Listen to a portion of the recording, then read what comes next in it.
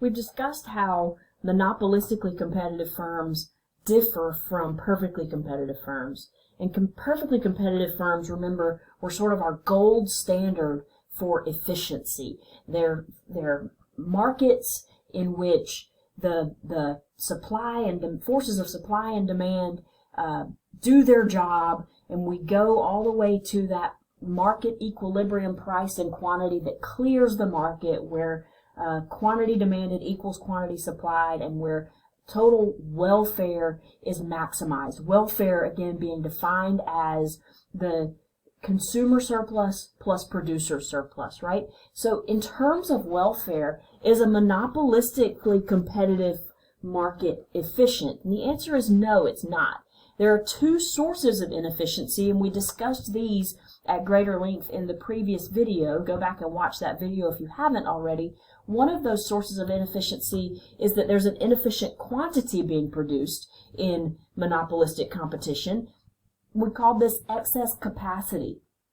The average total cost is higher compared to perfect competition when we're in a monopolistically competitive firm. And the other source of inefficiency is an inefficient price or a markup. The price is higher than marginal cost. We've marked up our price higher than our cost of production.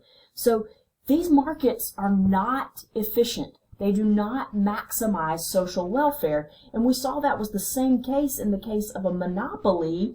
And when it came to monopoly situations, oftentimes government would intervene in order to create more efficiency in these markets, in order to reduce some of the deadweight loss or the inefficiencies in a monopoly market.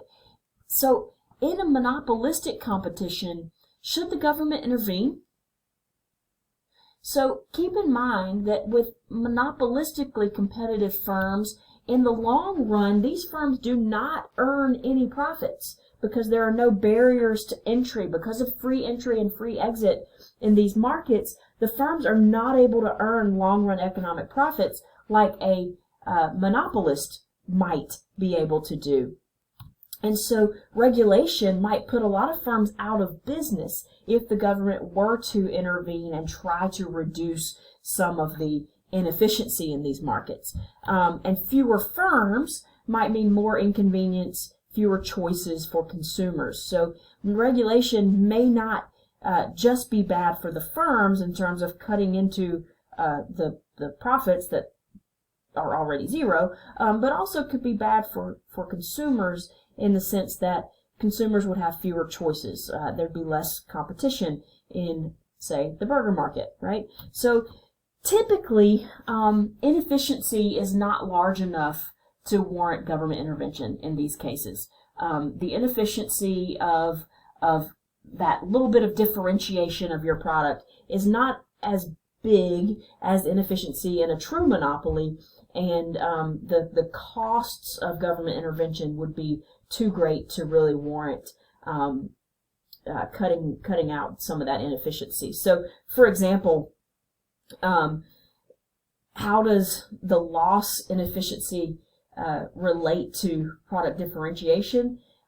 Some markets, some perfectly competitive or some monopolistically competitive markets have greater inefficiencies than others. So in the clothing market, for example, there is a high degree of product differentiation. There is a big difference among different clothing entities, different firms that sell shirts.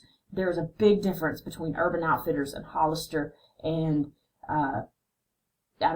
Target or TJ Maxx, right? There's a lot of differentiation in that market versus something like fast food or more specifically pizza. There's a pretty low degree of differentiation. There's a difference between Domino's Pizza and Pizza Hut's pizza, but it's not a huge difference, and it's so much that if there's a coupon for one or the other, you'll probably go with the one that's cheaper for the night, right?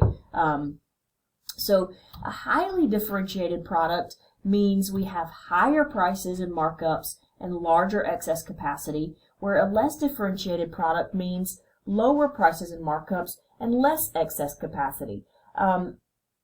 This probably would be obvious if you stop and think about it, right? in markets where there's a high degree of differentiation, we're moving closer to looking like a monopoly.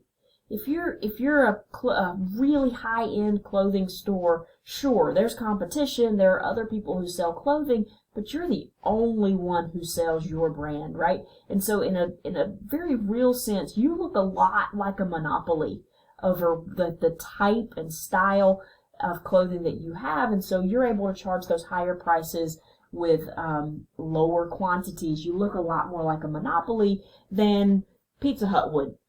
Because they're a lot less differentiated. They're a lot more like a perfectly competitive market because their competition, while they do have some differentiation, their competition is selling something that really looks a lot like what they're selling, right? So with less differentiated products, we have less inefficiency, and with higher differentiated product, more differentiated products, we have more inefficiency. Here's how it shakes out on a graph. So a more differentiated product would have a downward sloping demand curve that looks something like this, where a less differentiated product would have a downward sloping demand curve looking something like that, right? So this is an elasticity story.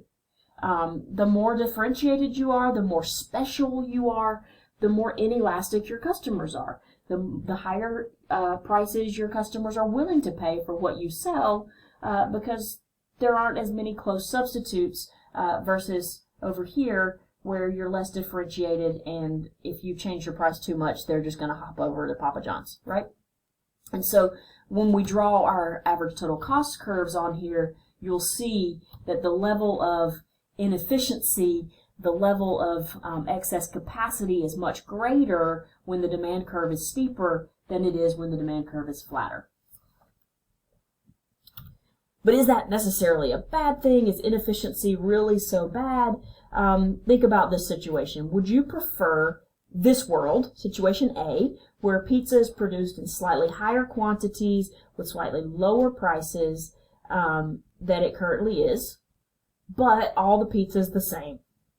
So that would be perfect competition. That would be a situation where we have efficiency in the market. Or would you prefer to give up a little bit of that efficiency? So pizza is produced as it is currently today with slightly lower quantities, slightly higher prices compared to perfect competition, but you have a variety of choice. There are lots of different types and styles of pizza being made at different restaurants.